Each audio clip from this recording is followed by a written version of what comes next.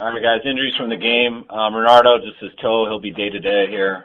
Kittle had some hamstring irritation today, so we'll see how the week goes with him, see how he feels on Wednesday. And same thing with Mitch Wisnowski with his back flared up a little, so we're going to evaluate some treatment options this week and see how he deals in these next couple of days. That's it from the game. Go ahead.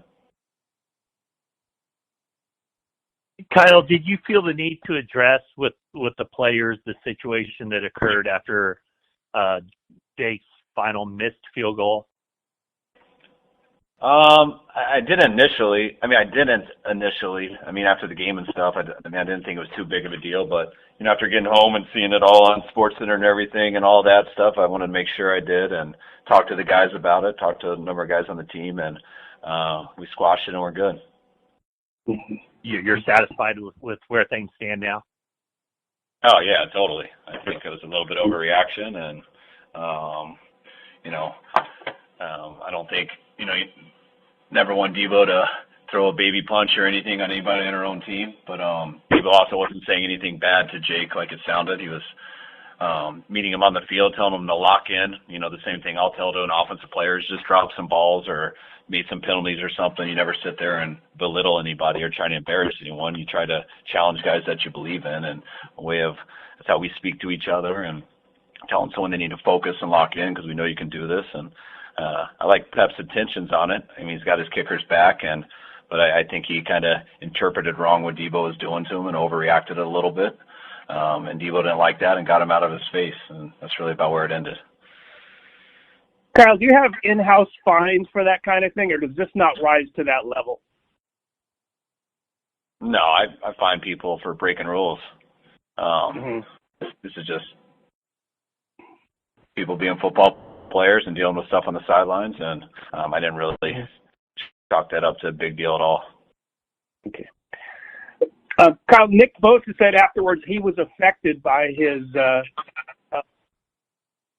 hip issue and that it kind of affected his play. He still got a couple of late pressures and a sack. Did he come out of this game okay? Yeah, he came out all right. I'm sure it's sore and stuff. But, anytime you miss most of the week of practice and everything, that's going to affect you. He battled hard throughout the game, and I thought he was real impressive there on those last two drives, the one getting the sack and a couple run plays that he did there inside the 10, where I thought he did a good job too. What's the coaching point for Darrell Luter on that play? Is it just to be aware where the returner is at all times? Oh, without a doubt. Something you got to talk about a lot because, everybody coaches gunners to push the jammers into the punt returner, especially on a high punt like that. And so something that you got to be aware of. You got to always get out of the way at the last second, or those guys will always try to drive you into the punter. It's your job to get out of the way. It's not the punter's job the punt returner to look at you. Do you anticipate opening the windows for any players this week as far as off an injury list? I think we're going to get Conley back this week. We'll see on Kevin. I don't expect us to do it to Dre this week. So no new guys. Kyle, at the start of the season, you mentioned sort of a desire to avoid having Christian take, have a ton of touches like he did last year. Does him being out affect that, or where do you sort of feel on that in terms of, you rode him pretty hard in his first game back? I don't think we rode him pretty hard, but no, I think we're good with it, and we'll see how this year goes. That was our first game with him. I think he had 19 touches. I think it's a little less than he had last year, but it was our first game back with him, and we didn't want him to go too many series in a row. We started taking him out. I think we did it in between two series in the first half, and once we only had one drive in the third quarter, and we got into that fourth quarter, we weren't taking him out on the fourth. So we'll see how the year goes with him. Hey, Kyle, what's any update on Charvarius and what do you expect timing-wise on his return? I think there's a chance for him to come back this week. Just talking to him over the weekend. I haven't got a chance to talk to him today, so probably do that sooner than later and see where he's at, but I got no updates right now.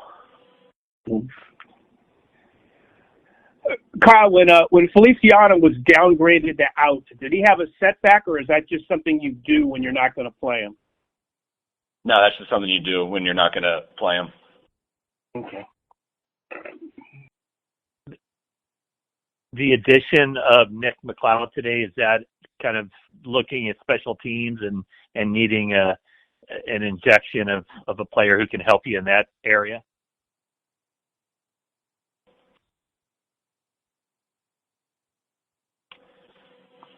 Sorry, what's that? You went out.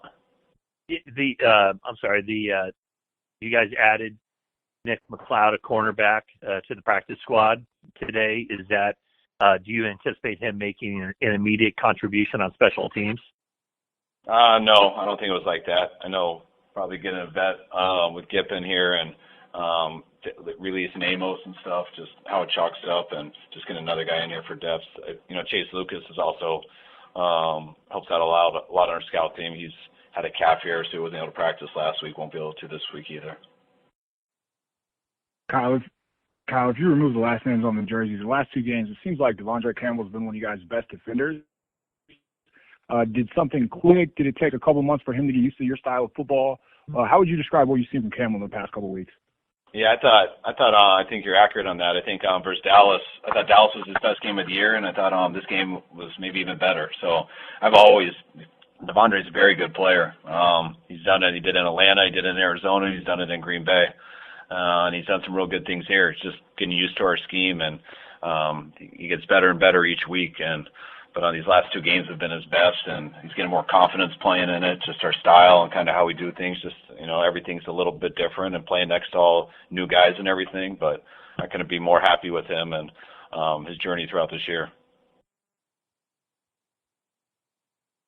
After data think about Jake Moody's performance, any thread to his misses when you watch it, or what? I mean, there's been a lot of chatter, obviously, about his tough day. How do you view it 24 hours later?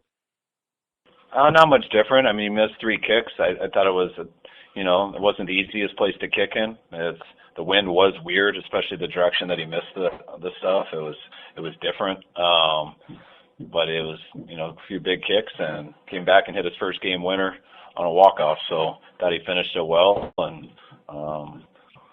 move on to next week with it. Got 2 more guys. Kyle, how did you feel about the play of the back end of the secondary? I mean, the pass rush wasn't always there, but they seemed to hold up pretty well, particularly the rookies, Green and Mustafa. Yeah, I thought they did a real good job. They eliminated some big plays. The one time they got us on a double move, Renardo did a hell of a job of recovering and getting the ball out without getting a PI.